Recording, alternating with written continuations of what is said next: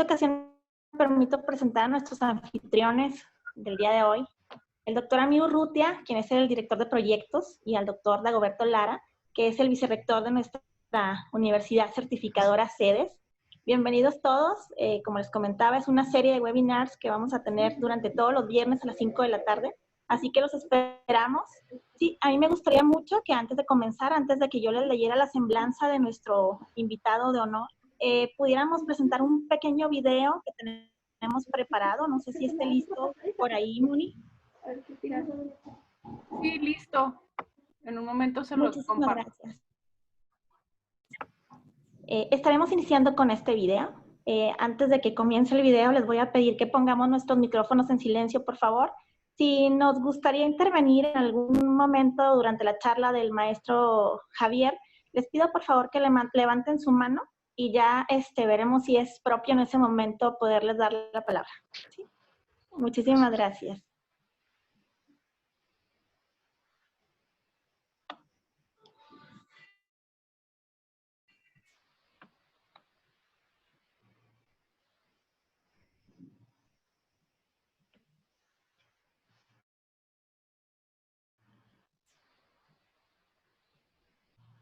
Por ahí creo que el sonido sí.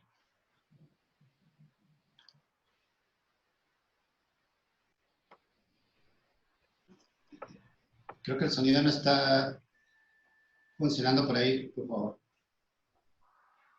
¿Listo? Objetivo de Desarrollo Sostenible. Trabajo decente y crecimiento económico. En los primeros años del siglo XXI, la humanidad alcanzó el mayor nivel de productividad de su historia. ¿Eso significa que hay trabajo para todos? ¿Mejoró la calidad de vida para todos? No todas las personas tienen un empleo, ni todas las personas que trabajan lo hacen en las condiciones adecuadas. El crecimiento económico no resulta siempre sinónimo de una mejor calidad de vida para todos.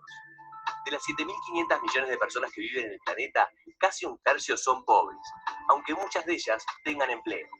Según la Organización Internacional del Trabajo, en el 2016 la tasa mundial de desempleo se situaba en el 5,7%, pero la situación es muy diferente según de qué países y regiones se trate. Además, las mujeres tienen más probabilidades de estar desempleadas que los hombres y los jóvenes tienen 3 veces más probabilidad de estar desempleados que los adultos. Otro problema es la calidad del trabajo. En muchos casos, empresas y empleadores ofrecen empleos sin contemplar derechos laborales, tales como la prevención de riesgos físicos. Actualmente, alrededor de 2.200 millones de personas de todo el mundo viven bajo el umbral de la pobreza aunque trabajen, es decir, reciben un ingreso diario inferior a $2 estadounidenses por día. Por otra parte, el trabajo infantil sigue siendo un problema grave. Muchos niños de edad de estudiar se ven obligados a trabajar. Unos 160 millones de niños trabajan a diario y la mitad de ellos lo hacen en actividades consideradas peligrosas, principalmente en el sector agrícola. Para erradicar la pobreza, es necesario que los estados y las instituciones colaboren para promover la creación de empleos estables y bien remunerados. Solo de esta manera, el crecimiento económico podrá beneficiar a grandes conjuntos de la población mundial.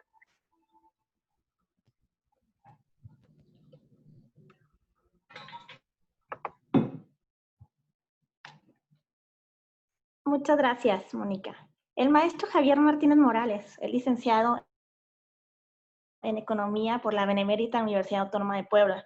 Es maestro en Economía por la Universidad de las Américas de Puebla, formador de formadores por el Consejo de Educación Económica de los Estados Unidos. Y actualmente es estudiante del doctorado en Políticas Públicas por IEXE. Desde el año 2006 es profesor titular de tiempo completo del Centro Universitario Parral, antes Facultad de Economía Internacional. Fue secretario de Investigación y Posgrado entre el 2012 y el 2016 y actualmente es el director del Centro Universitario Parral de la Universidad Autónoma de Chihuahua. Es miembro activo del Consejo Mexicano de Educación Económica y Financiera, AC, de la Red de Investigadores Educativos del Estado de Chihuahua, de la Asociación de Economía de la Educación, AEDE, con sede en España, del Consejo Mexicano de Investigación Educativa, AC, y del World Economic Association, con sede en Reino Unido. Ha participado con más de 40 ponencias, tanto a nivel internacional como a nivel nacional, en diferentes congresos, seminarios y foros.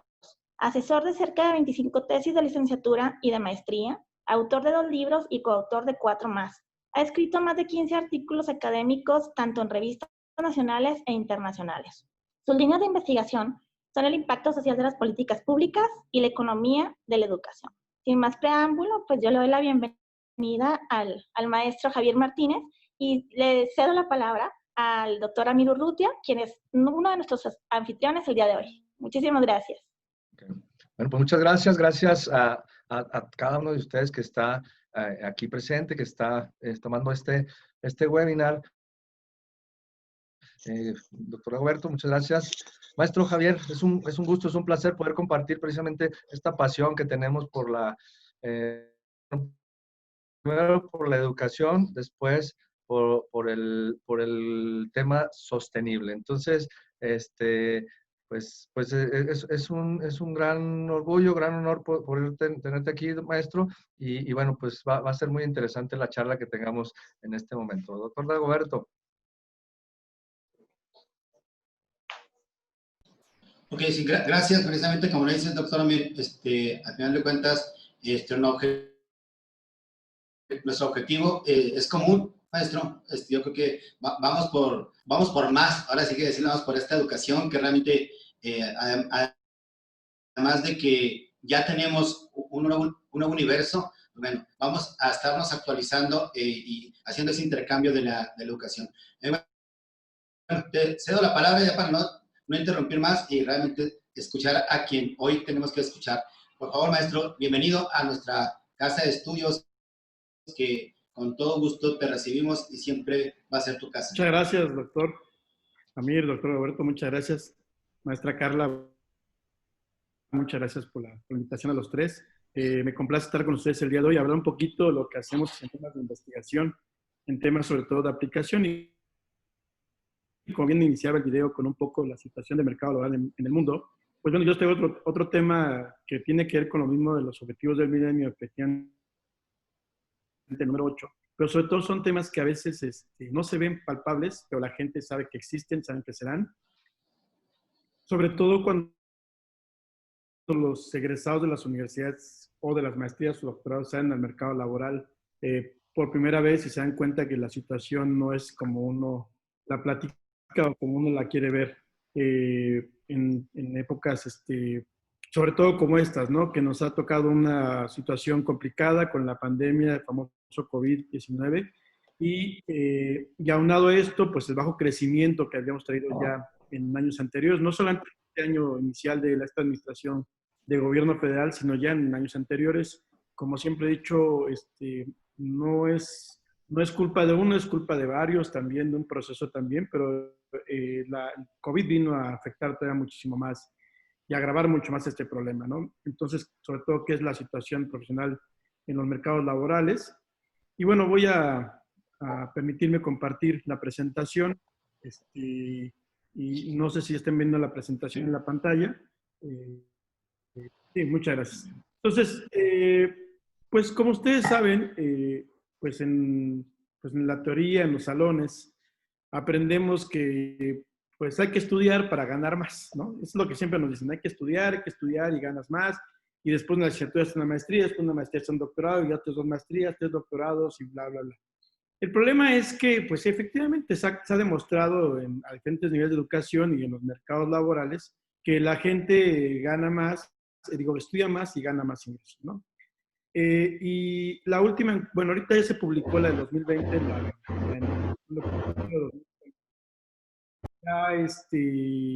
ya se publicó el primer trimestre. Sin embargo, bueno, te voy a platicar estos datos, pero miren, aquí vamos a ver en este gráfico cómo se ve efectivamente que a medida que hay mayores ingresos, hay mayor nivel de salarios, ¿no? Salarios promedio. Y este es un ingreso promedio de ocupación mensual contra niveles escolares y por sexo, ¿no? Hombres y mujeres. Lo interesante de esto es que pues, es una curva que ustedes ven exponencial, si ustedes lo están viendo, pero lo preocupante es que hombres y mujeres hay una diferenciación salarial. No voy a enfocar el día de hoy a la cuestión de discriminación salarial, sin embargo, pues yo quise enseñarles que independientemente fuera su hombre o mujer, final de cuentas, a medida que tú incrementas tu nivel de grado escolar, tienes mayores ingresos salariales. Bueno, entonces dice uno, pues hay que seguir estudiando y no pasa nada, ¿no? El problema es que las teorías de ahora, bueno, teorías que están explicando, Friedman es un economista, no es Friedman de esta clase, sino es Friedman. Es un economista que en 1970 escribió un libro que se llama Sobre Educación. Y este libro explica en sus capítulos que a medida que la gente se incorpora más a la universidad o a la escuela, a final de cuentas, hay una saturación de personas dentro de la educación y hace que se vuelvan tengan menores ventajas relativas comparados con colegas demográficos. Entonces, van reduciendo esa ventaja que tienen y empieza a demostrar que esto se le llama como un tipo sobreeducación, sobreeducación. Pero así finalmente, ¿no? Este autor, Friedman, dice, bueno, pues el hecho de que la gente está entrando más a la gente a la escuela, dedicando más a la gente que tiene más escolaridad. Entonces, la razón por qué. Y Seki lo secunda con esta información y efectivamente datos relevantes sobre que efectivamente a medida que hay mayor gente en la escuela, hay un problema de empleo más adelante, ¿no? En México, Cañero en el 2010 estableció que, pues efectivamente, mayor educación universitaria no te conduce necesariamente a mejores condiciones laborales. O sea, la gente se da cuenta, los egresados de las universidades se da cuenta que cada vez es más complicado meter a un empleo bien remunerado. Entonces, dado esta situación, uno dice, bueno, entonces, ¿qué va a pasar conmigo cuando yo salga de la universidad? O sea, cuando estás estudiando en la universidad o haciendo un posgrado, dices, bueno, ¿yo qué voy a pasar? ¿Qué va a pasar más adelante, no? Entonces, esta teoría se empiezan a fundamentar. Ya la Núñez sacó una publicación hace tiempo, en 2003, los profesionistas en México no cuadraban con lo que estaban estudiando en un empleo que requería una profesión, ¿no? Entonces, 60.7% se insertaba en una profesión para la que habían estudiado. Pero además de eso, déjenme también platicarles, no sé si han tenido la oportunidad de leerlo, que se llama Hernández Laus. Él saca 2 publicaciones muy buenas, en el 2002 y en el 2010. Inclusive tiene un libro que se llama El mercado laboral mexicano y profesionistas, un autor muy reconocido en el tema educativo, y hace todo un estudio, un análisis completo, es un libro muy, muy, muy completo, sobre la situación profesional de egresados en México, ¿no? En el mercado laboral. Y cada vez veo una saturación mayor en el mercado laboral y que le hace que haya un sobrecupo, digamos así, de profesionistas en el mercado laboral, donde la demanda es cada vez menor y la oferta es cada vez mayor, ¿no? Y hay una serie de explicaciones, que ahorita voy a mencionar más adelante, que el autor hace referencia, ¿no? Sobre por qué está pasando esto en México. Entonces yo se lo recomiendo, Hernández lo publica Núñez, en el 2010 saca un libro muy interesante, entonces le recomiendo que lo puedan consultar, ¿no? Entonces, les decía, anterior a lo que está diciendo Hernández Laus y lo que está presentando, resulta que empieza a haber una mayor oferta que demanda en el sistema profesionista, en el caso del mercado laboral, y hay 2 problemas graves ahorita, ¿no? Les decía al principio, un bajo crecimiento que si bien no refleja bienestar en las personas, si bien no refleja calidad de vida, eso es bien importante también, que a veces cuando vamos a criticar a un gobierno, ya sea llámenlo municipal, estatal, federal, tenemos que ser como profesionistas objetivos. O sea, no podemos, yo les recuerdo a ustedes que la investigación debe tener argumentación. O sea, tú no puedes criticar desde un punto de vista profesional simplemente la opinión de lo que yo pienso que está pasando bajo lo que yo estoy leyendo, bajo ciertas noticias. Aquí es importante que vamos a criticar, debemos de tener argumentación bajo un sustento de investigación. Entonces, si estamos aquí aclarando que un problema de crecimiento económico no refleja bienestar de las personas, pero sí refleja ingresos. Y el ingreso en un sistema que vivimos actualmente en México y a nivel mundial es que el consumo es el fin último de la persona. O sea, independientemente de seas feliz, tengas una familia estable, una familia así, estable, un trabajo estable, entorno estable, final de cuentas se ha demostrado, Van Rutenholm, un holandés que es el principal iniciador de la felicidad en el mundo, estudios de felicidad, Y aquí en México está Mariano Rojas, que hace mucho sobre temas de principalmente de felicidad, han demostrado que efectivamente sí la felicidad se determina por tu entorno más que por el ingreso, pero sí el ingreso es sumamente, sí aporta parte de esa felicidad, ¿no? O sea, estadísticamente lo han demostrado, econométricamente lo han demostrado, entonces no queda fuera ese contexto de la felicidad con parte del ingreso, ¿no? Sí ha sido muy criticado, efectivamente, pero el crecimiento económico es reflejo de ingresos. Y en una familia que tú tienes compuesta de papá, mamá, hijo e hija, o dos hijos, una hija, o dos hijas, un hijo, en donde el papá y la mamá trabajan y la mamá y el hijo grande también, el mayor trabaja, imaginemos que si hay crecimiento económico, es reflejo de mayores transacciones, mayores gastos, mayor consumo, que me va bien como familia. Pues tengo trabajo, mi esposa trabaja, mi hijo trabaja y puedo mantener a mis hijos en una escuela promedio, comemos bien todos los días, bla, bla, bla, ¿no? Pero ¿qué pasa cuando hay bajo crecimiento? Pues seguramente cuando hay crecimiento, pues el hijo mayor ya pierde el empleo, o la esposa pierde el empleo, o el esposo pierde el empleo. Pero imagínense todavía además que por un fenómeno externo llamado COVID-19, llega a México y entramos a un ciclo de contingencia en donde nadie puede hacer nada, en donde la salud está por encima de la economía, y tenemos que suspender labores económicas. Entonces ahí, imagínense esa familia, se queda seguramente sin trabajo el papá o la mamá, aunado con el bajo crecimiento, el hijo, ¿no? Entonces, viene un problema en donde independientemente que midamos el crecimiento económico como bienestar, pues nos está afectando en términos de ingresos. Por eso es bien importante que esta parte, a nivel de empresas, a nivel de sociedad, pues nos está afectando. Entonces, lógicamente, es un valor externo que afecta al mercado laboral de profesionistas. Y hoy en día, el profesionista joven se va a enfrentar cada día a un problema mucho más complicado para ingresar a un mercado laboral que le dé un ingreso al menos decente, ¿no? Sin explicar, y esto no voy a meter tampoco, sin explicar todo lo que viene con la cuestión social y psicológica, que es otro tema muy independiente que yo no soy experto en eso. Yo no puedo hablarles de eso, pero imagino que sí, muchos autores ya han estado hablando de esa parte, ¿no? Entonces, quisiera hacer una pausa, nada más para hacer un comentario. Si alguien de ustedes, por favor, si quiere hacer alguna pregunta, alguna duda que tenga mientras voy platicando, me van a auxiliar aquí los compañeros para que levanten la mano a través del Zoom, no a través de la mano manual, sino de la mano que está en el Zoom. Para que ustedes tengan alguna, con todo gusto me pueden interrumpir y yo hago una pausa para poder escucharlos y poder responder sus dudas que tengan o algún comentario.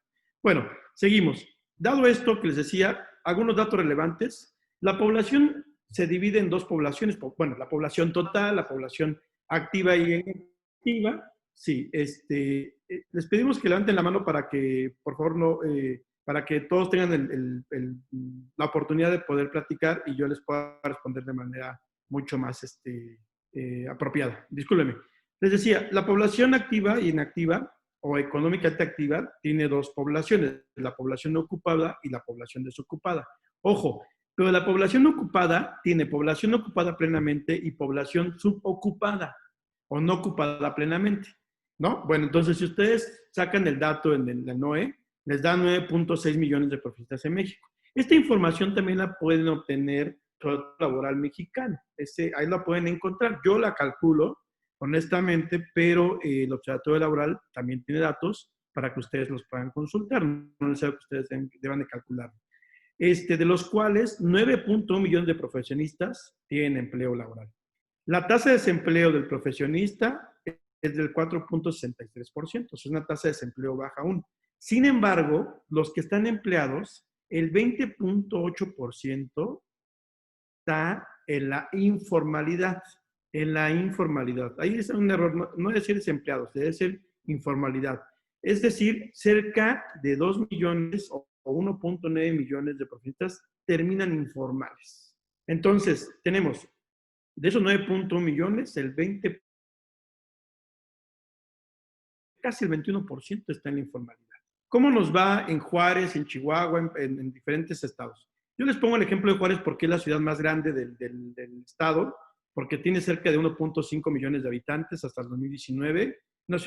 Es una ciudad bastante grande, tiene frontera con Estados Unidos, pero Chihuahua está muy similar. La ciudad de Chihuahua está muy similar.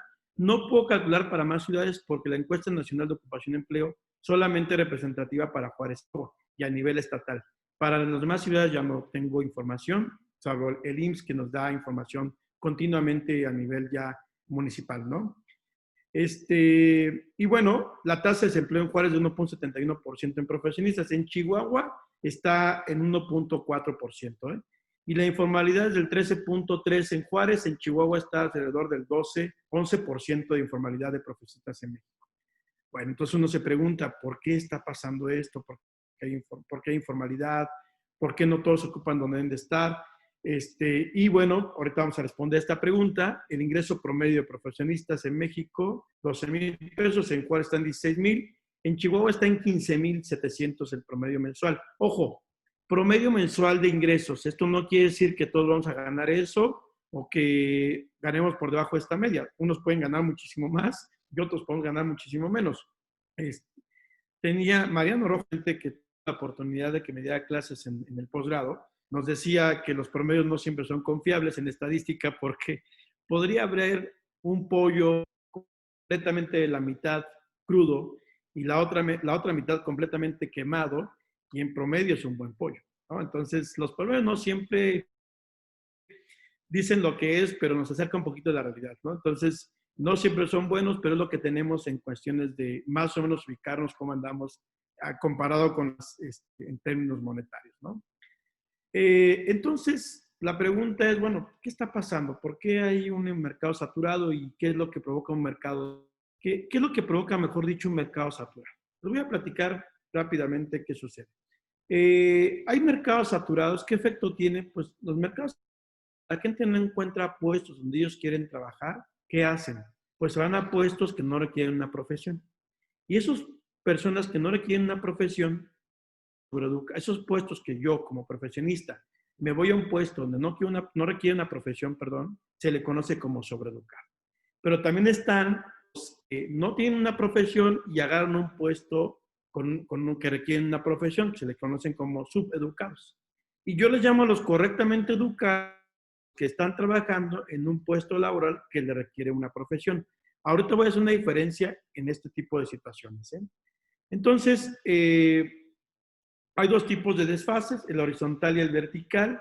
El horizontal es aquel en el que las personas tienen un puesto laboral que requiere una profesión, pero que no necesariamente es lo que yo estudié. Para lo que yo estudié, no sé si a ustedes les ha pasado, ¿no? Que de repente, yo estoy en un puesto de trabajo, pero sí requieren profesión, pero esto no es lo mío porque yo no estudié para esto. Ok. El vertical es el que les acabo de explicar. Aquellos que simplemente requieren una profesión, o no requieren una profesión, pero lo ocupan un profesionista, ¿no? Son los sobreeducados, o bien, como ya expliqué, los subeducados. Entonces, este tipo de horizontales solamente se pueden encontrar bajo una encuesta. La encuesta nacional no lo permite, porque no es una encuesta que le haga ese tipo de preguntas al profesionista. Yo creo que las universidades, nosotros acabamos recién de hacer una encuesta pequeña para saber la parte horizontal, si existe un desfase horizontal en los universitarios egresados en su puesto de trabajo, ¿no? Bueno, entonces ya hay otros ejercicios, teorías, que te explican que a veces en muchas ocasiones el propio, digamos, no es tanto que el profesionista diga, como no tengo trabajo, me voy a ocupar en esto. Más bien dicen, no, mientras agarro experiencia laboral, yo voy a meter ese tipo de trabajo. Mientras gano tiempo, me voy a ese tipo de trabajo. El problema de eso, y no sé si ustedes lo han visto últimamente, es que cuando uno empieza a ocupar puestos laborales donde no requieren una profesión, y voy a decir algunos ejemplos, sin demeritar ningún trabajo laboral.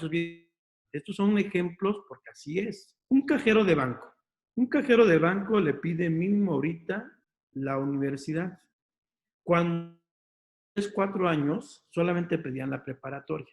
La pregunta es, ¿qué está pasando? Pues simplemente es que el empresario está aprovechando de cierta manera no quiere decir que el empresario sea el malo del cuento, ¿eh?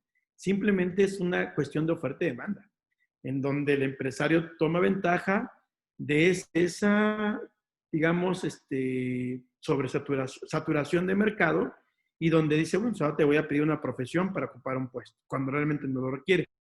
Teoría sobre eso, ¿eh? Entonces, lo que hacen es precarizar el mercado, precarizar el valor comercial o el valor de conocimiento del mercado. Y eso es grave, ¿no? Porque bien al inicio del video, hablaban del mercado laboral, cada vez ha sido más precarizado y ha sido más preocupante el trato hacia el profesional en cuanto a niveles de salarios, ¿no? Bueno, y finalmente, bueno, ya me adelanté esta parte en Congrut, donde justifica la sobreeducación, ¿no? Que supuestamente las personas tienen menos calidad de educación y por lo tanto pues no requieren un ingreso más alto, mejor calidad de puesto, y eso probablemente todavía no se acepta aquí en México, ¿no? Independientemente de la universidad donde estés estudiando, independientemente de la calidad de aprendizaje, tú tienes una profesión, o sea, es educación, ¿no? Entonces no puede ser un pretexto para justificar la sobreeducación, ¿no? Entonces, ¿qué hicimos nosotros? No sé si hasta ahorita se permita al público que quiera hacer alguna pregunta antes de entrar a la parte econométrica y lo que hicimos sobre esta situación lo platicamos como digamos una prefase a lo que vamos nosotros a explicar, qué fue lo que estudiamos y qué fue lo que vamos a encontrar ahorita en este ejercicio sobre el problema de la sobreeducación, la subeducación o lo correctamente educado. No sé si hay alguna pregunta, algún comentario hasta ahorita. Yo con gusto los escucho. No sé, Carla o Mónica. Parece que Si hay no, alguna pregunta. yo creo que puede continuar.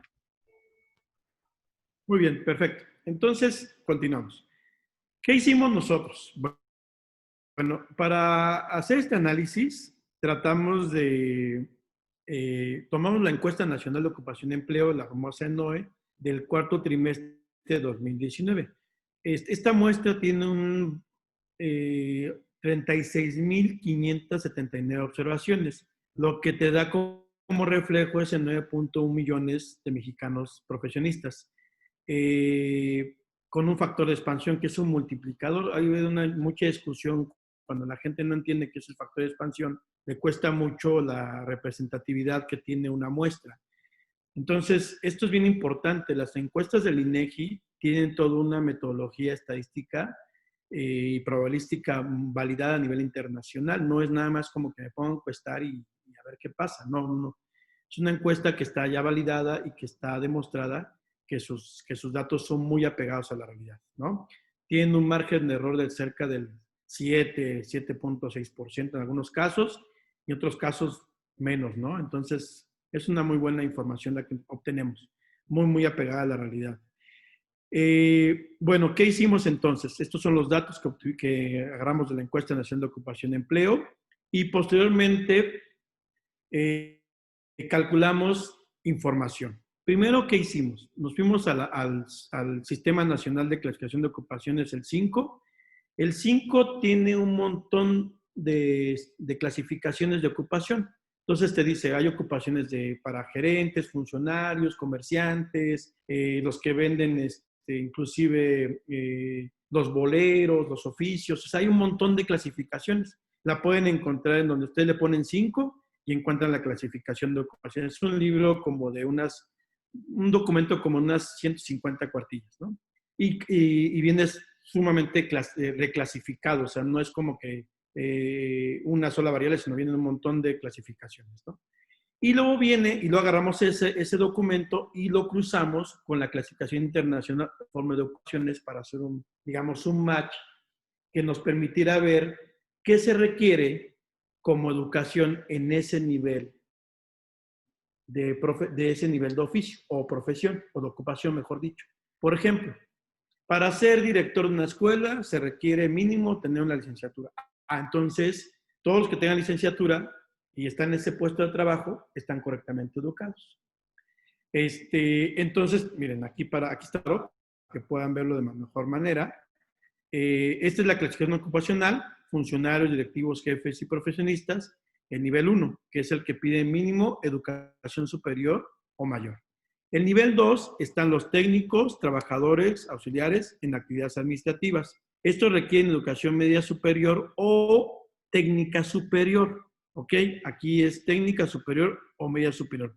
Que la técnica superior todavía no se clasifica como educación superior. Y finalmente están los comerciantes, empleados en ventas, agentes de ventas, trabajadores, y les piden educación básica.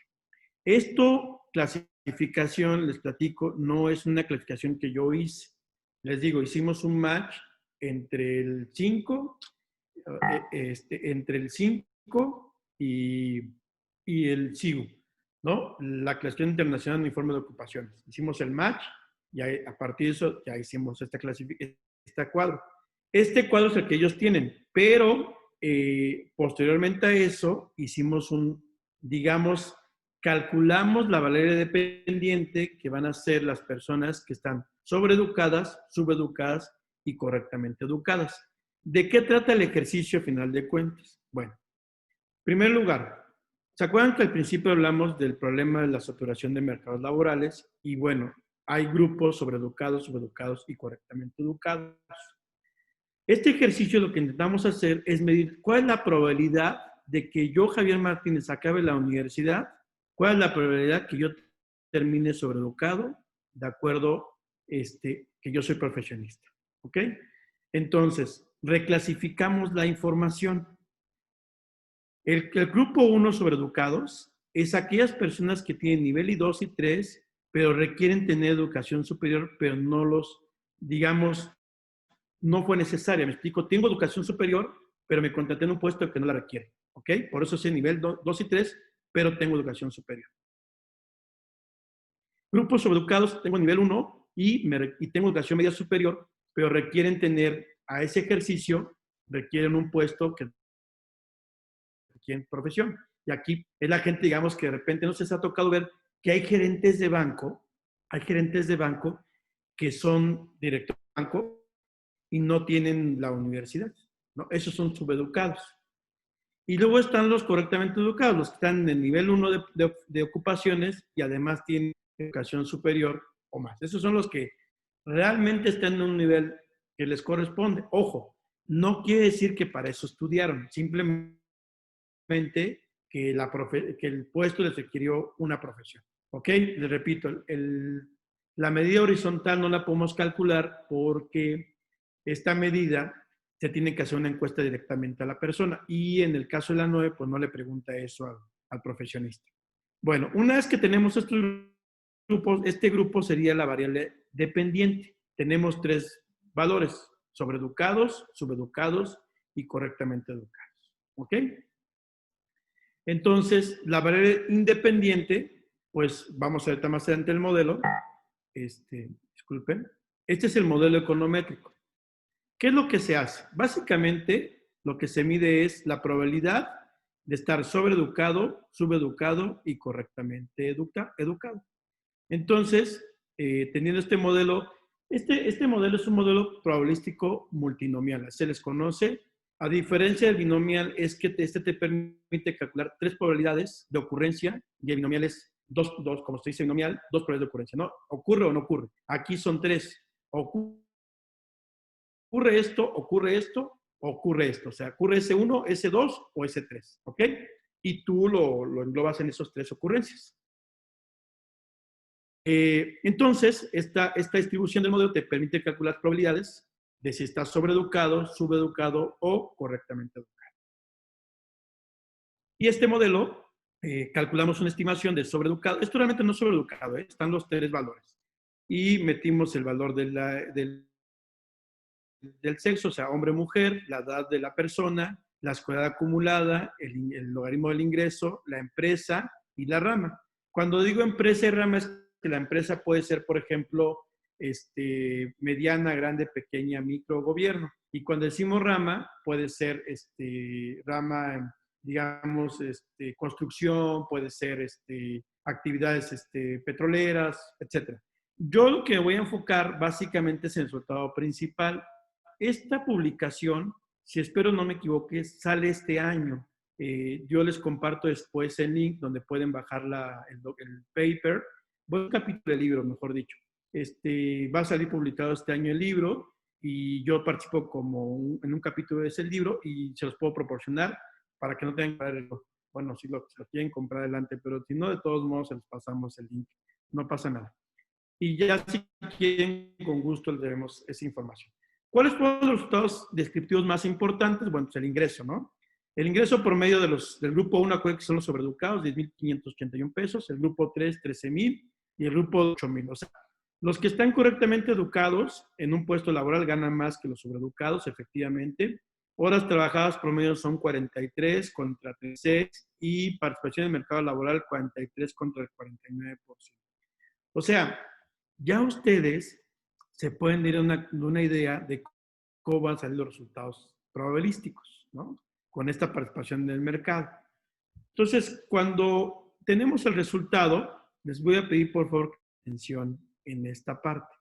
Les digo, después les paso si quieren la información completa y les digo cómo se interpreta esta información. Si los que saben econometría, pues pueden resultar. Y ya me pueden preguntar más adelante también. Esto es lo importante. ¿Cuál es la probabilidad que yo termine siendo sobreeducado con una profesión en el mercado laboral mexicano? 46% de probabilidad que yo termine contra 45% de probabilidad que yo termine correctamente en un puesto para una profesión. Ni siquiera estamos diciendo para lo que estudié, ¿eh? Estamos diciendo que termine en un puesto laboral que no requiera una profesión. ¿Cuál es el problema? Y estos resultados. Que ante un bajo crecimiento económico, ante este problema mundial de salud que tenemos y que mucho va a depender de las políticas públicas que ponga el gobierno estatal, federal, para enfrentar este problema, seguramente esta probabilidad va a crecer, va a ser más alta. Entonces, esa es una preocupación. La segunda, grupo 1, grupo 3. En el 2017 publiqué un artículo parecido a pero con informalidad. Lo pueden bajar si gustan. Está publicado en una revista CJ. Y en ese artículo vemos que el peso de la informalidad también es muy elevado. Pero lo que les quiero decir con este ejercicio nada más es que si el problema del COVID y el problema del crecimiento en México, ¿qué va a pasar con esto? Y esto es lo que a mí más me preocupa en el mercado profesional. Tenemos a los 3 grupos, ¿no? Entonces, en el grupo que están los sobreeducados, el grupo 3 cada vez va a ser más competitivo y se va a hacer más pequeño. ¿Estamos de acuerdo? Y cuando hacemos esto, imagínense que aplastamos una mermelada, una mantequilla o un tarro de algo y exprimimos eso. Y va a salir profesionistas de aquí y se tienen que ubicar en algún lado. Y estos que se salieron, que no tuvieron la fortuna de que el frasco, van a brincar al grupo 1. ¿Están de acuerdo? Y esa misma presión del grupo 1, porque ahora las empresas van a aprovechar para poder hacer el mercado laboral. Ojo, no estoy diciendo que en todas las empresas nada de esto, simplemente es un caso para que puedan explicar este problema de la sobreeducación, ¿no? Y más el mercado también, y estos de acá van a terminar siendo desplazados a la informalidad. O sea, cada vez va a ser más alta la probabilidad de que yo termine siendo profesionista en un mercado sobreeducado y además formal. Porque déjeme decirles otra cosa, la informalidad también tiene clasificación de profesiones, ¿eh? También tiene sobreeducados e informales educados, o sea, esa es la gravedad del asunto. Entonces, para ir culminando, digamos,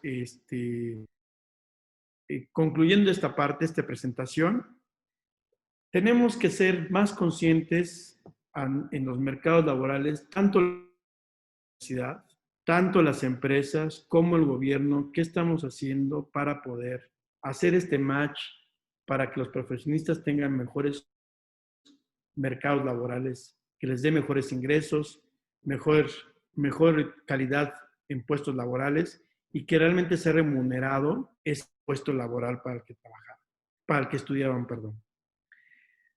Hay mucho que hacer hoy en día. La sobreeducación es un problema real que a veces, para poder solucionarlo por lo pronto, muchos están haciendo un posgrado de CONACYT porque les dan un pago, una beca, que finalmente es un salario por su estudio, que no es nada malo, ojo, y tampoco estoy diciendo que todos los que estudian un CONACYT se metieron por el problema de sobreeducación, pero es mientras consigo trabajo, me preparo más, y entonces empieza un problema psicológico, lo que decía al principio, de que, bueno, pues voy a estar mejor preparado, el mercado va a compensar más, y después que salgo del mercado con un shock, que no es cierto, que no me paga más y no consigo mejor trabajo. Y la preocupación que les digo, que se tienen que hacer políticas públicas para mejorar las condiciones de los precarios, de los profesionistas en los mercados laborales. Yo con esto concluyo, no sin antes comentarles que tenemos una página en Facebook y en Instagram que se llama Análisis de Microdatos.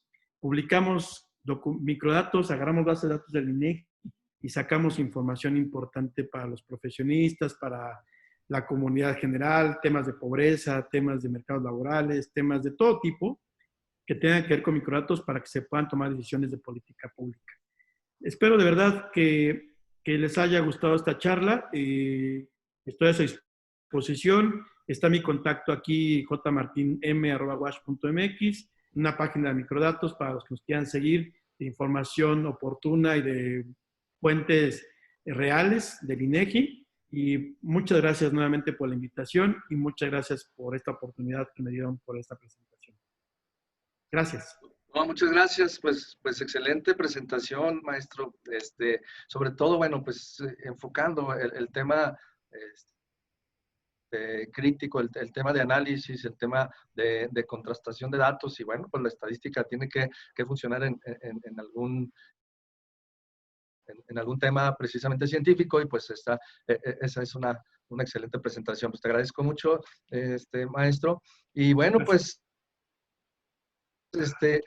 hemos identificado que el trabajo, el objetivo 8 del desarrollo sostenible, que nos habla precisamente del trabajo decente y el crecimiento económico, pues también ha sido medido o lo han estado platicando las empresas que se dedican a contratar gente, empresas que pues como Manpower, como empresas reclutadoras. Y entonces también está desde el punto de vista de los empresarios, de las empresas, en donde curiosamente, digo, este ejercicio del embudo, del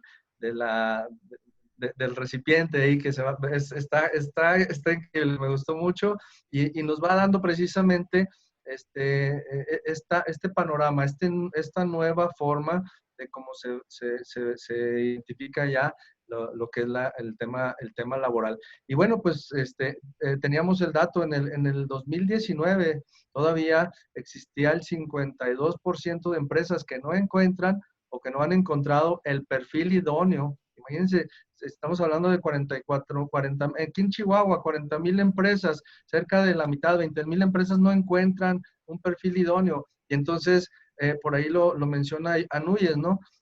Bueno, ¿qué está pasando? O estamos, ya lo bien está trabajando el maestro Javier, están ya educados o están sobreeducados, o entonces, ¿dónde está este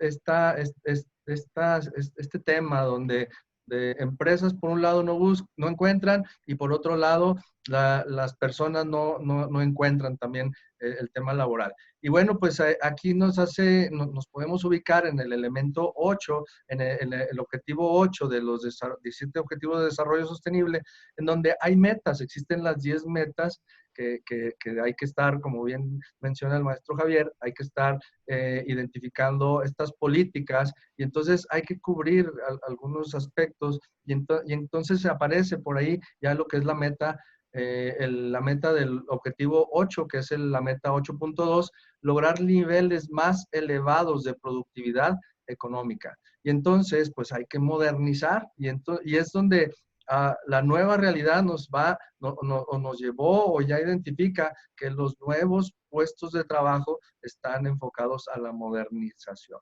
Por aquí vemos que el 65% de los empleos que van a estar buscando la generación Z todavía no existen. Es decir, los que vienen todavía no tienen un programa en el cual van a emplearse. Entonces, eso es un impacto también, ¿no? Porque entonces tenemos que estar identificando y la industria 4.0 nos habla sobre las 3 habilidades, las habilidades cognitivas. Obviamente, pues tenemos que ir generando habilidades numéricas, les voy a decir pensamientos críticos y las habilidades de comunicación, ¿no? Las habilidades sociales. Y en estas habilidades sociales viene un tema muy importante que viene siendo el aprendizaje continuo. Resulta que lo que estamos aprendiendo ahora posiblemente, y sobre todo ya en esta nueva realidad, posiblemente en 2 años, y es lo que están estimando especialistas, en 2 años esta información ya no sea suficiente. Entonces hay que comenzar a aprender y bueno, pues de ahí precisamente surge uno de los objetivos o de las metas, la meta 8.5, para el 2030 debe de haber un empleo pleno y productivo. Entonces, que necesitamos como empleados o como personas que no buscamos llegar a la informalidad, pues entonces estar cómodos, porque entonces si no, también va a ser parte de llegar a ser parte de la estadística de la informalidad. Y el tema más fuerte, esto, ojo chicas, ojo, ahí damas, resulta que cuando se les pregunta a las mujeres, ¿cómo te ves en un empleo? O sea, es una pregunta, ni siquiera están todavía solicitando, están por debajo de lo que quiere un hombre en un empleo. Entonces, esa misma forma de pensar de en qué me voy a educar, en qué voy a participar, pues entonces necesito cambiarlo, necesito, y además, de hecho, viene ya la equidad de género, y entonces, o la igualdad, ¿verdad? Entonces, es donde ya no vamos a estar ubicando yo porque soy mujer, yo porque soy hombre, sino porque somos personas, y todos pasamos por una situación, y ahorita lo estamos viviendo, donde hubo una afectación hacia todos. Y bueno, por último, quiero platicarles lo que es el tema de la empleabilidad. Rápidamente, así a resumidas cuentas, es la capacidad de obtener y mantener un trabajo, pero ya no depende de lo que sé, sino de lo que soy capaz de aprender. O sea, me van a contratar, voy a ser contratado por la capacidad que tenga de aprender, no de lo que aprendí. Ya, eso quedó atrás, ahorita va a ser hacia adelante. Y bueno, pues por ahí también ubicamos el objetivo, la meta 8.6, reducir considerablemente esa brecha que hay entre quienes no tienen experiencia, que son los jóvenes, y los que ya tienen esta experiencia.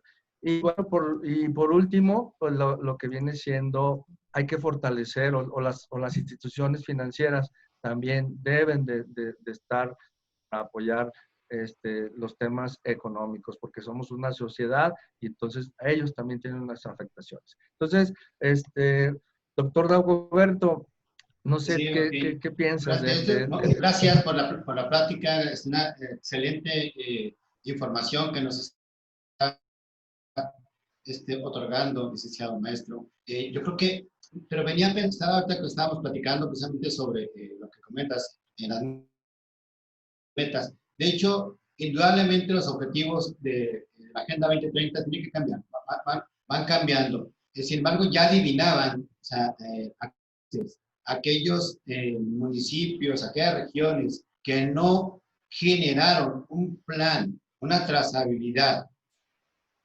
hacia los ODS, pues, se quedaron, ahora sí, vamos a llamar el AC, antes del COVID y DC, después del COVID. ¿Sí, vamos? Ya los que pasaron esa barrera, qué bueno. pero también nosotros como personas. Un ejemplo muy burdo, ¿sí? Y me van a perdonar con el ejemplo. Yo vendo un carro, ¿sí? Vendo un vehículo, ¿sí? Un Sur, el que ustedes busquen, ¿sí? Y los dos tienen año, o sea, la misma, las 4 llantas, ¿eh? A mejor 4 llantas nuevas, etcétera, ¿sí? Pero uno tiene servicios de agencia, el otro tiene una modificación hacia su música, etcétera, y el otro austero. No quiere decir que voy a vender más caro el que esté modificado o el que tenga los servicios de agencia, pero soy capaz de venderlo. Y aquel vehículo que se quedó con las mismas características y que no invertí, bueno, se va a quedar dentro de ese mercado fuera, ¿sí? Las nuevas competencias van a generar, ya no tenemos que generar nosotros únicamente un estudio. Las empresas tienen un común, y todos aquellos profesionistas que están sin empleo también tienen un común. Y no nos hablan de los no profesionistas. Los no profesionistas están buscando empleo, y todos los días están buscando empleo, estamos buscando cómo mejorar. Pero desgraciadamente, ¿sí? Sigue existiendo desempleo en el profesionista, y las empresas están buscando talento, no están buscando emplear nomás a una persona, están buscando gente que tenga talento y que pueda yo desarrollar ese talento. La pregunta es, ¿hasta dónde estoy desarrollando mi talento? Yo, Dago, cualquier persona, ¿hasta dónde estoy capaz de generar mi talento? Y ya no son los trabajos como lo tenían los abuelos, ¿verdad? Aquellos abuelos donde trabajaban de 7 de la mañana a 3 de la tarde, llegaban a su casa y descansaban, los profesionistas, los contadores, bueno, y nos hemos quedado en esa realidad. También hablando decías un dato muy específico, y muy coordinado con el maestro, con los ejemplos que nos ponía, y ya con unas gráficas, con números. Yo siempre digo que cuando hablemos de alguna, hasta de una discusión, hablemos de números, ¿no? Yo creo que en los números, al final de cuentas, y la formulación me va a dar un resultado como tal. Hablaba de las chicas. Viene un grave, no quiero sonar aquí un antifeminista, etcétera, no, al contrario, ¿sí? Tengo 3 hijas ya para si no soy en pro de la. Pero al final de cuentas, las mujeres no se estuvieron especializando en las nuevas competencias. Y viene una nueva donde la ciencia, la tecnología, ¿sí? Donde las matemáticas, parte de la educación, pues van a formar parte de esas competencias que hoy tengo. Quisiera tener que fuera el promedio de las personas que estamos ya en la industria 4.0, ¿sí? Ya una era totalmente digital, de robótica, y quisiera saber cuántas mujeres están estudiando esas áreas, ¿sí? Y no quiere decir que lo hago para hacer una crítica, sino para incentivar a que también las chicas entren a ese mundo de la ciencia, a ese mundo científico, a ese mundo de la innovación, a ese mundo de las matemáticas y a ese mundo de la tecnología. Y yo creo que poco a poco cerraremos esa brecha. Entonces, ya nos estamos pasando de tiempo. No sé si tengan alguna pregunta, hasta los asistentes a este webinar sobre todo esto que estamos platicando. No sé, Mónica, si tenemos ahí una pregunta. Sí, está un Sí. comentario. Dice, doctor Javier, ¿hacia dónde va la economía mexicana contemplando este panorama no muy alentador? Muy bien. Sí, voy a responder esta pregunta, no sin antes comentarles un poquito de que pues hoy está muy de moda esta parte de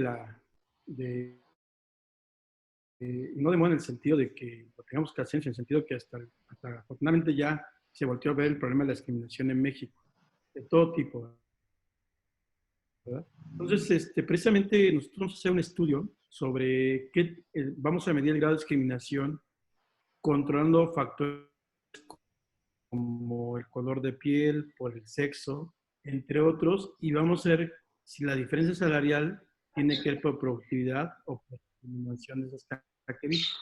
Entonces, yo creo que ahí, en ese sentido, como está viendo, tendríamos que analizar qué tanto el mercado laboral ha castigado a la persona, sin hablar precisamente de hombre o mujer, sino simplemente por el tipo de sexo y por cierto tipo de características de las personas contra su productividad realmente que tienen esas personas. Entonces, es un buen análisis, muy interesante lo que menciona, y sí hay que estudiarlo más a profundidad porque siento que es un tema delicado. Sí estaría muy interesante ver estos resultados que vamos a calcular nosotros en un futuro para ver cuánta medición tiene que ver por discriminación y cuánto realmente por productividad de las personas, independientemente si son hombres o mujeres, ¿no? Y esa productividad reflejada en un salario de las personas, de ingresos promedios, ¿no? Como se hace ahorita. Y en cuanto a la pregunta que me hacen, miren, yo creo que cuando tenemos un problema así general de crecimiento económico en picada, normalmente los rebotes son buenos, o sea, son positivos. O sea, digamos, hacen esto y también recuperamos la economía rápida. No es como que, es que el gobierno está haciendo bien las cosas o la economía está... No, simplemente es una cuestión de sistema económico. Llegas a un fondo y lo empiezas a rebotar y el rebote a veces no es tan rápido, pero pues se llama rebote, no vas hacia arriba. Entonces, pero lo que ya de manera global, de manera promedio, sí va a haber, que hay preocupaciones. Yo calculo que el mercado se componga en el mediano y largo plazo, hablamos de años, o sea, no es de meses ni de digamos, ni siquiera de este año, ¿no? Que acaba ya en diciembre, sino viene la recomposición, va a tardar un poco, va a depender mucho de lo que está haciendo la presencia de la República, en este caso el presidente de la República, tiene la oportunidad de presentar políticas públicas eficientes. El panorama no es nada sencillo para México. Ayer, fíjate que el martes estaba en una entrevista en la radio y el doctor que estaba con él en la charla me decía, la pandemia vino a descubrirnos, mejor dicho, redescubrirnos el subdesarrollo que tenemos en México, la realidad mexicana. Y me encantó ese término porque es algo real, ¿no? O sea, nos queremos hacer creer que con un año de gobierno todo cambió, todo está mejor, todo va a estar mucho mejor, bla, bla. Sí, hay que combatir la corrupción, no hay duda, lo tenemos que hacer, pero eso no va a mejorar el sistema económico en los próximos años. El panorama no es sencillo, se viene una crisis complicada para algunas áreas, sobre todo las más vulnerables, ojo. Acuérdate que México es un país extremadamente desigual, ¿no? En donde desigualdad hablo en todos los sentidos, términos sociales, términos económicos, culturales, de lo que tú quieras ver, hay una enorme desigualdad. Te paso dos datos que hemos calculado. El 20% de la población más pobre no accede a agua potable en sus casas. 20% de la población. ¿Cómo le mandas un comunicado que se lave las manos 5 veces al día? ¿No? 12% de sus hogares más pobres en México no tienen acceso a drenaje en sus casas. Y el 7% de la población más pobre no tiene energía eléctrica en sus casas. Entonces, creo que las políticas públicas tienen que estar enfocadas a los más desiguales, independientemente de lo que tengan que hacer por otro lado el gobierno federal. Por eso te digo que el panorama hasta ahorita, por lo que están presentando en política pública, yo no lo veo alentador en los próximos meses y años. Y la recuperación va a tardar, y ya bien lo mencionó el secretario de Hacienda, ¿no? Que decía que el rebote sí va a ser positivo, pero va a ser lento. O sea, no esperen que sea muy rápido. Y eso a mí me preocupa, porque cuando un político menciona eso, es que entonces viene todavía mucho más lento de lo que uno espera. Y ya el Banco de México también lo ha anunciado, ¿no? El crecimiento va a ser muy lento, preocupante, y no nos espera un panorama nada amigable en los próximos meses. Durante va a crecer el desempleo, va a crecer la informalidad y van a crecer los puestos de sobreeducación. Y en términos generales, sí nos va a ir un poco mal, ¿no? Entonces, pero ojo, todos, no todas las empresas, no todos los empleados, no todos, ¿eh? Porque estamos en un país extremadamente... Gracias. Por ahí existe otra participación, creo que... Sí, Jorge Domínguez. Gracias, doctor. Sí. Por ahí, Jorge Domínguez, ¿no? Por favor, sí, nos hace el favor. Buenas tardes, maestro Martínez. Habla el doctor Domínguez, Buenas tardes, doctor. que también estoy ahí con el doctor Dagoberto y el doctor Amir, ahí participando en sedes. Y mire, pues es un gusto escucharlo, lo felicito. Su plática muy amena, muy sencilla, muy didáctica, con datos muy de actualidad. Y bueno, primeramente es eso, su felicitación. De verdad, es fácilmente entendible para algunos que nos dedicamos a la economía. Yo, aunque me dedico a la administración y hice el doctorado en administración aquí en la UACH, en CONTA, pues yo estoy enfocado realmente a los sistemas de salud. O sea, yo soy médico y entonces estoy enfocado a los sistemas de salud. Y primeramente le quisiera contestar cuando usted hace referencia a cuestiones del agua, cuestiones de la luz y todo eso. En el área de salud, todos estos se llaman determinantes sociales en salud, que yo creo que usted ya sabe. Hay un libro, escribió Ciro Murayama, junto con otro economista. Ellos escribieron precisamente sobre los determinantes sociales en salud. Y estos son que incluyen donde uno vive, donde uno nace, crece, trabaja, e inclusive el sistema de salud. Todos estos son aspectos que contribuyen a que la sociedad tenga mejores condiciones de vida y, como usted lo dice, lógico que digan que se lave 10 veces o tantas veces las manos si no tiene agua ni para beber. Entonces, si yo tengo agua, pues voy a beberla primero y ya después veré si me lavo las manos o no. Entonces, en ese sentido, estos aspectos que usted mencionó, nosotros en el área de salud les llamamos determinantes en salud. Y este es un modelo de administración en los sistemas de salud que nosotros estamos viendo que con este tiempo, esto es lo único que nos puede llevar a sacar un poco adelante el sistema de salud. Este es un sistema de salud que nosotros tenemos colapsado y prácticamente, como usted también lo dice, en el momento que se viene la pandemia, pues ya vimos que debajo de la alfombra había echado uno la tierra y la basura, la levanta, se da uno cuenta que tiene uno tierra debajo de la alfombra. Entonces, esto pues ya no se podía ocultar y bueno, salió. Ahora es poner ventiladores y todo lo que se ha hecho, sino que verdaderamente hay que reorientar todo esto para que precisamente tenga el efecto que se busca con un sistema nacional de salud. Ese es por un lado. Por el otro lado, también yo creo que usted ha oído hablar de un libro que se llama Mérito, construyendo nuestro país. Este es de Arturo Franco, que también es un economista y que ya lo sacaron con Carmen Aristegui y en otros lugares y ha estado colaborando en el gobierno con el actual gobernador.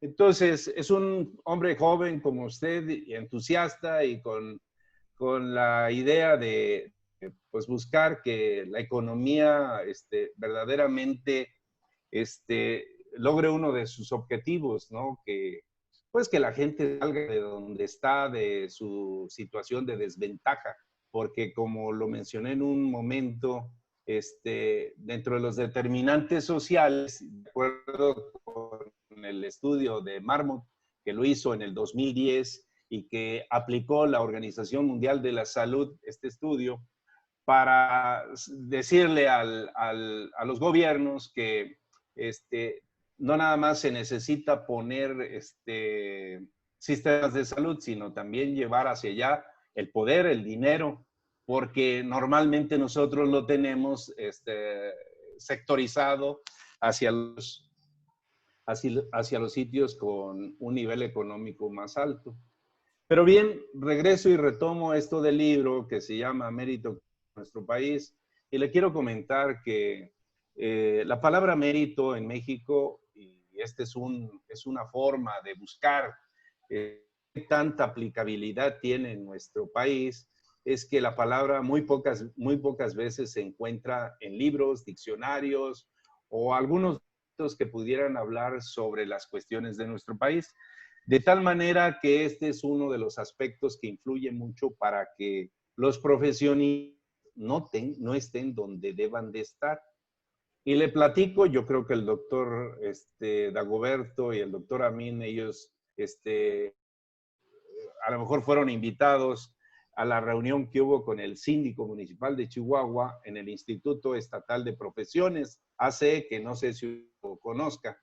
Pero bueno, dentro de las inquietudes que se hace es que aparte de tener el reconocimiento y la gente que tenga su educación, o como dice usted, de acuerdo con la categorización que usted dio, que la gente que esté sobreeducado, o la gente que ocupa lugares que no le corresponden, precisamente se busque que este instituto de profesiones sea un coadyuvante en el gobierno, tanto para cuestiones de dictámenes como también para propuestas en algunos puestos y en cargos. Y de esto se deriva precisamente la cuestión de mérito. Yo en las ocasiones que doy clases, yo le digo que profesionistas cuando llegan a un lugar, lo primero que deben de diseñar es el perfil. Es decir, van a hacer un traje a su medida, de tal manera que este traje a la medida no permite que otras gentes lleguen y lo ocupen. O sea, tendrán que tener el perfil que de acuerdo con el puesto que tienen, no va a permitir estas cosas. Que llegue gente que no esté educada o que sea favorecida por cuestiones de nepotismo o cuestiones de compromiso. Y esto lo dijo un matemático y economista en Medellín, Colombia, que dice que el que además de ser presidente municipal de Medellín, fue gobernador del estado de ahí, de donde está Medellín, y decía, el que paga para llegar, cuando llegue tendrá que pagar. De tal manera que muchos cargos que tenemos en la administración pública están, ¿cómo se llama?, que colocan a la gente que no debe de estar ahí. Bien, en ese sentido, yo creo que independientemente de las políticas públicas que usted habla, yo creo que debe de existir una política pública porque habla usted del número de profesionistas que están desempleados y este es un problema. Es un problema social que necesita diseñar una política pública para que la gente que esté en algún puesto sea acorde con la preparación académica que tiene. En Canadá dicen que si quieren ser el mejor país, tienen que tener los mejores en los puestos de decisión, porque paradójicamente todos que vamos o intentamos ocupar un cargo público, nos piden un perfil, pero resulta que los que están arriba, pues yo quisiera ir a esas universidades donde son todólogos, donde ellos saben de todo, saben de economía, saben de todo. Y entonces, pues, ¿qué oportunidades les dejan a los de abajo para poder ubicarse en el lugar que se pueda tener y donde se pueda demostrar la capacidad y la preparación? Pero también es un reto de las instituciones educativas de hacer un estudio, de saber dónde están sus alumnos una vez después de egresados, porque esa es una forma de medir la calidad de la educación. Si nosotros vemos que un alumno que ingresa con cierta preparación no se ubica en el puesto, quiere decir que algo está pasando en nuestra educación. Quiere decir que la educación no fue acorde con lo que va demandando la sociedad, no está acorde con lo que está demandando el servicio público o el sector privado. El sector privado casi no tiene este problema, pero el sector público, que es donde más empleo existe, bueno, hay este problema. Bien, yo creo que con los datos que usted aporta, yo creo que en alguna próxima reunión, salvo la opinión de los doctores que tuvieron la amabilidad de invitarnos, que lo inviten, porque usted tiene datos frescos que en el caso del que gobierna o el que está en el cargo público de un nivel alto, con estos datos que usted refiere, van a contribuir, van a favorecer y van a llevar a que se tomen mejores decisiones. Finalmente, después de este escenario catastrófico que usted presenta, porque pues es la realidad y porque nosotros sabemos y en algunos casos se está padeciendo, sobre todo porque vemos que lleva un paso galopante la situación de la y se tendrá que hacer algo para encauzarlos dentro de lo que necesitamos nosotros en la economía del país. Y concluyo con esto. Japón, después de una situación como de 1945, después de la Segunda Guerra Mundial, que quedó destruido y todos sabemos y los datos están ahí, salió adelante. Es una de las primeras potencias mundiales. Yo creo que el impacto que tiene esta pandemia del COVID-19, pues yo creo que rebasa todo lo que sucedió en Japón. La gente se vuelve más creativa cuando está en situaciones de desventaja. Yo creo que de esto tendremos que sacar todo lo que se habla de las características del mexicano y tenemos que implementar reorientar la actividad laboral, porque aquí hay un aspecto que no sé, no recuerdo si lo mencionó, pero se viene la inteligencia artificial. Nosotros, por ejemplo, en medicina estamos viendo que van a existir programas, que ya existen, por ejemplo, las guías de práctica clínica. Esto no es receta de cocina, pero reorienta al criterio del médico para tomar una decisión cuando un paciente llega en situaciones de urgencia. Entonces, yo creo que esta situación nos conlleva, en el caso de ustedes que están en áreas de la educación, obviamente, y que ya se están tomando las medidas, reorientar la educación, presentar nuevas alternativas de acuerdo con esto. Yo le digo a mis alumnos en cuestiones de administración de hospitales, estamos administrando en el siglo XX, no en el siglo XXI, porque si administráramos en el siglo XXI, el servicio de salud no estaría como está. Lo felicito, me da gusto saludarlo, agradezco que me haya permitido la participación. Muchas gracias, doctor Jorge. Y gracias por sus palabras, sus comentarios muy acertados, por cierto, lo que dice, contribuye a lo que usted está comentando y sobre todo, por ejemplo, me preguntaban que diera un caso de alguna carrera que pudiera ser exitosa ahorita con esto de la pandemia. Yo les decía, necesitamos economistas de la salud y existe esa profesión, esa maestría, la dan en México. La coordinaba el CIDE con el Instituto Nacional de Salud Pública. Efectivamente. Sí, ¿verdad? Sí. Y la verdad, necesitamos eficientar o optimizar, mejor dicho, los recursos de salud en estos momentos. Entonces, creo que, no por ser economista, digo, yo creo que puede ser cualquier área que vaya de la mano con la salud, la administración de la salud, economía de la salud, que nos permita de alguna manera optimizar estos recursos, porque la situación, la gente, hay mucha proporción de la población que todavía no cree en este problema que tenemos enfrente de nosotros. Por alguna otra razón, porque no sé, por alguna razón, yo les digo, me preocupa cuando dicen, es que para que yo me contagie la probabilidad es muy baja. Digo, sí, efectivamente, la probabilidad de contagio está de baja, sin embargo, no estás exento en no contagiarte. Y ahí debes de tener cuidado porque el día que te contagies, el día que saturen los hospitales, nos vamos a empezar a preocupar todos de dónde van a atender. Entonces, por eso son los números, por eso son las probabilidades, porque yo sí, la verdad es que ahorita yo estoy ubicado en la ciudad de Parral, o en el municipio de Parral, ustedes le quieran llamar, y la verdad es que hoy son 103, somos 109,000 habitantes hasta ahorita, según el Censo Poblacional 2015, y ya estamos en la tasa de 1% de contagio, ¿no? Cuando empezamos con el 0.00016. Claro que sí empieza a preocupar esa tasa pequeñita, pero ya empiezan a preocuparse de tasas de contagio, ¿no? Entonces, son las carreras óptimas ahorita, ¿no? El combate, la optimización de instituciones, nos dimos cuenta que las instituciones siempre han estado mal, pero no se trata de este gobierno que la está descubriendo, lo sabemos siempre, que la campaña para hacer este tipo de promoción es otra cosa, pero las instituciones siempre han estado, las que siempre han estado mal, siempre han estado mal, ¿no? Y las que están más o menos, pues hay que mejorarlas.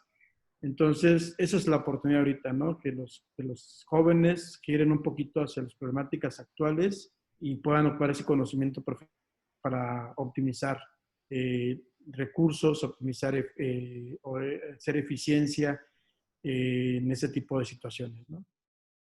No sé si hay otra pregunta, otro comentario, doctor. Yo creo que sería todo. No sé si otro comentario para dar la plática. Sí, y muy acertado todos los comentarios que, gracias, doctor Jorge Domínguez, gracias, Jaime Martínez, maestro, una excelente charla, una excelente plática, y claro que no, esperemos que nos acepte otras invitaciones con las temáticas que poco a poco estaremos generando. Muchas gracias. Doctor Amir, por ahí creo que también tenemos ya un último mensaje que queríamos otorgar. Sí, bueno, pues, pues nuevamente, doctor Domínguez, es un gusto haberlo visto, y claro que por ahí lo estaremos invitando también. Y maestro Javier, pues es un placer haber compartido este momento con ustedes, con usted. Y bueno, pues a quienes nos estuvieron ahí acompañando, de hecho, muy atentos, los veía a todos. Un agradecimiento también. No se pierdan la próxima cápsula, el próximo viernes a las 5 de la tarde, ahí con otro tema. Recuerden que estos temas están enfocados a lo que es la Agenda 2030 de desarrollo, los 17 Objetivos de Desarrollo Sostenible. Entonces, estamos apoyando precisamente lo que es lo que está pasando en nuestro entorno y lo que que estamos por llevar. Por ahí, bueno, teníamos una pequeña, un pequeño video de cómo cambió el mundo y cómo se presentó pues los temas y cómo se van a adaptar. No sé si por ahí, Carla. Yo creo que los dejaríamos con, bueno, antes de gracias a todos por esto, y yo creo que antes de despedirnos, yo creo que los dejamos con ese video, ya la despedida que nos va a hacer aquí la maestra Carla. Si viene ahí por el video, donde nos muestra en pocos minutos esta realidad que nos está platicando justamente el maestro Javier Martínez, y si pudiéramos, por favor, ahí compañeras, gracias a Mónica, gracias también a Carla, a maestra Carla también, todo este equipo que nos ha estado apoyando, todos los alumnos de licenciatura, de maestría, a todos los compañeros de doctorado, gracias. Vamos a verlo por favor. ¿Sí?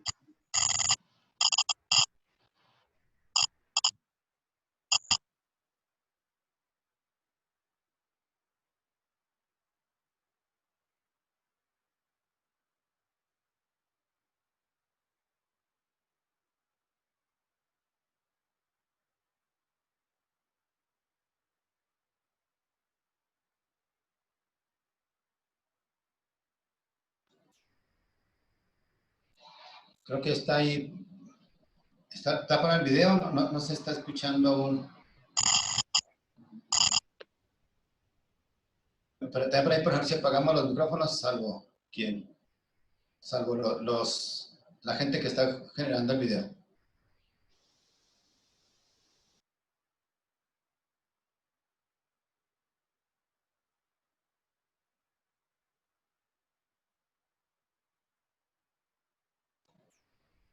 Por ahí está detenido el video, no sé si.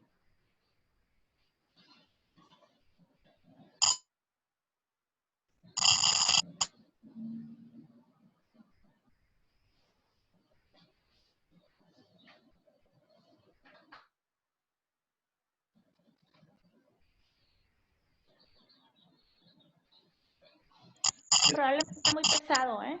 Por eso no se... No, es muy pequeño, o sea, pero por ahí no sé si, no sé quién lo estará generando. Porque falta darle el clic para que se pueda... Intentando reproducir.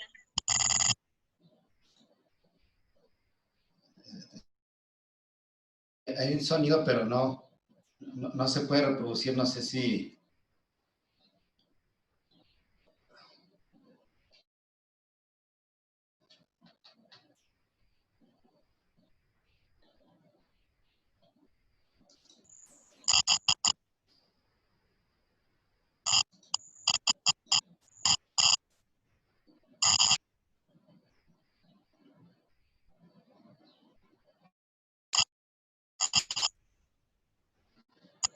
Lo subimos a los grupos, ¿qué les parece?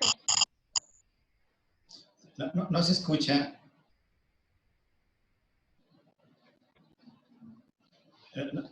No se está escuchando.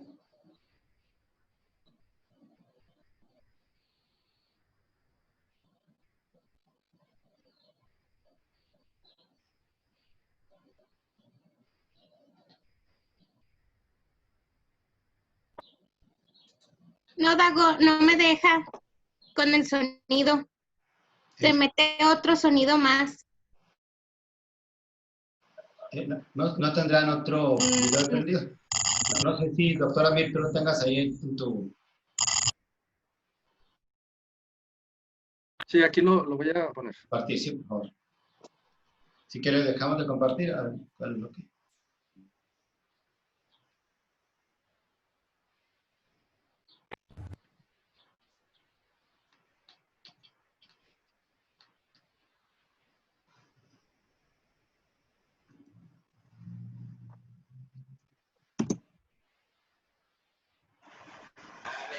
A ver, señor.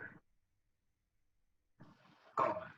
¿Qué es lo que usted sabe hacer? Mire usted, yo soy especialista en puntuación. Yo separo las palabras para darle sentido a la frase y vamos a adentro. Mire, aquí su estudio es importante, su estudio. Aquí usted posible. Usted sabe hacer el trabajo enumerado, trabajo de hashtag. No. Sigue sin escucharse.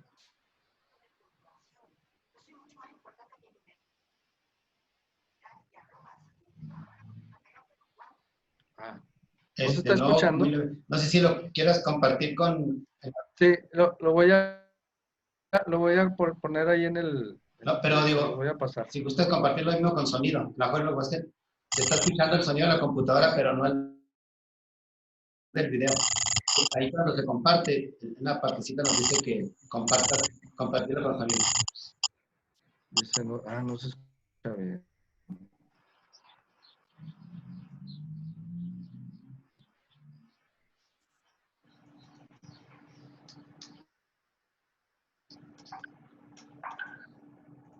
A ver, señor. Coma.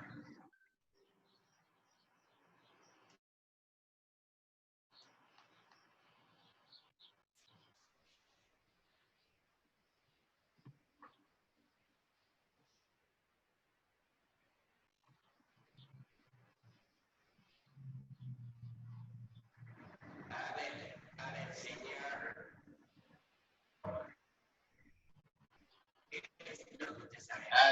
A ver, señor. Coma. ¿Qué es lo que usted sabe hacer? Mire usted, yo soy especialista en puntuación. Yo separo las palabras para darle sentido a la frase y vamos a...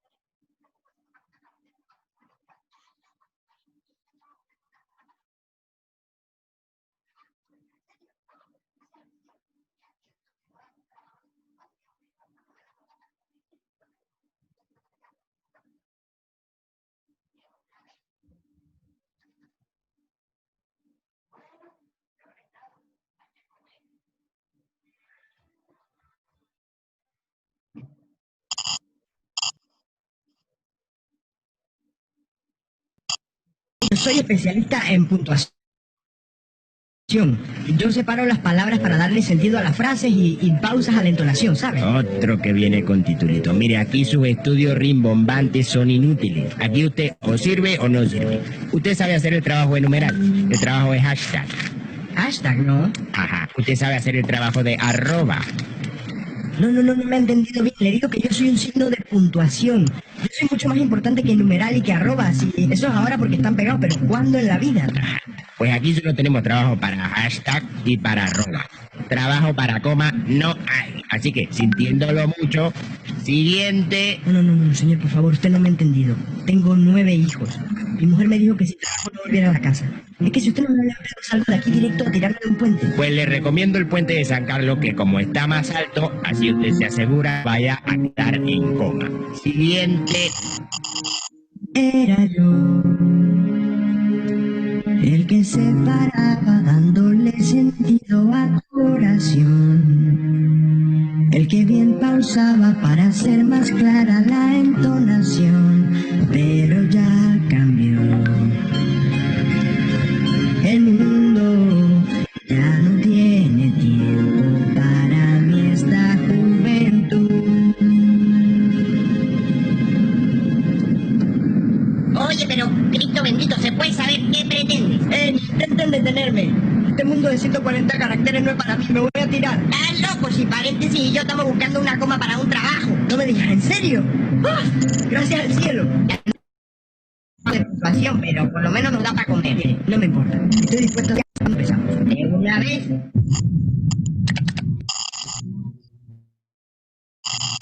Bueno, peor es nada. Hay que comer.